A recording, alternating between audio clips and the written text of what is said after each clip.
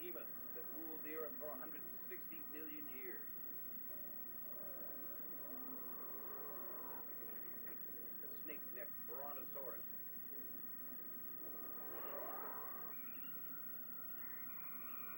Flying dragons like the pterodactyl.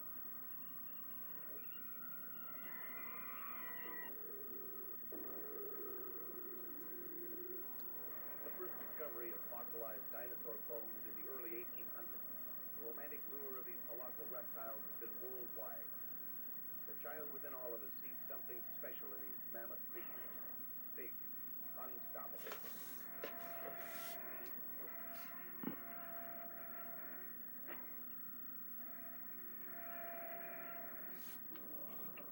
The dinosaurs successfully evolved from creatures smaller than a man to 2- and 4-legged animals the size of a boxcar. Some of the meat-eating predators could even run more than 20 miles per hour and leap onto their victims like ferocious jungle cats.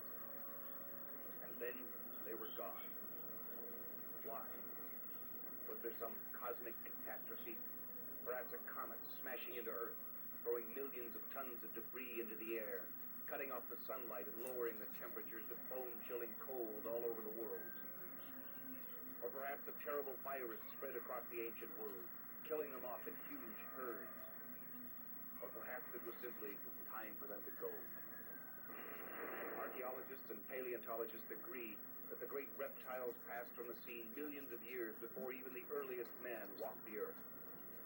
There is no absolute proof that any form of primitive man, even the earliest anthropoid ape men, lived alongside dinosaurs. This is strictly a concept of science fiction, yet the myths of the great dragons are worldwide.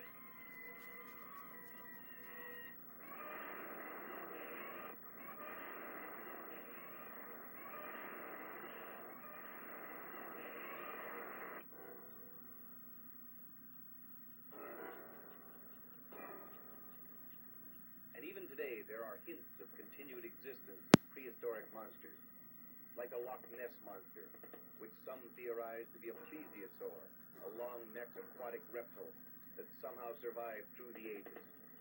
Glimpses of huge moving shapes, or mysterious corpses dragged from the sea.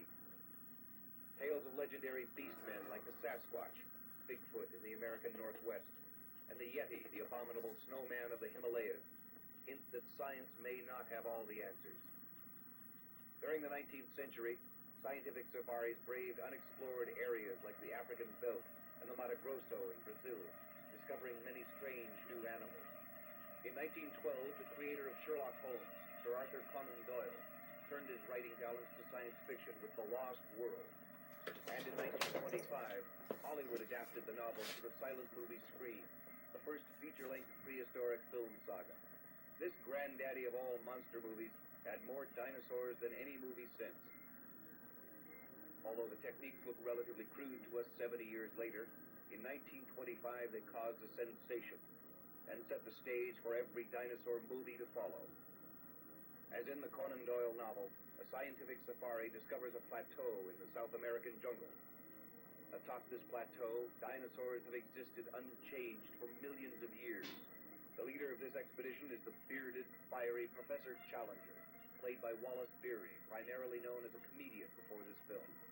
Accompanying him was his cynical rival, played by Arthur Hoyt, and Sir John Roxton, a big game hunter, played by Louis Stone, later to play the wise judge in the Andy Hardy series of movies in the 1930s and 40s. A clumsy brontosaurus and a mischievous pet monkey accidentally caused the log bridge to fall into a deep chasm, marooning the expedition on the plateau. Paula was played by actress Bessie Love, who introduced the Charleston to the movie screen the same year. A romantic love triangle developed between Paula, Sir John, and a newspaper reporter played by Lloyd Hughes. The explorers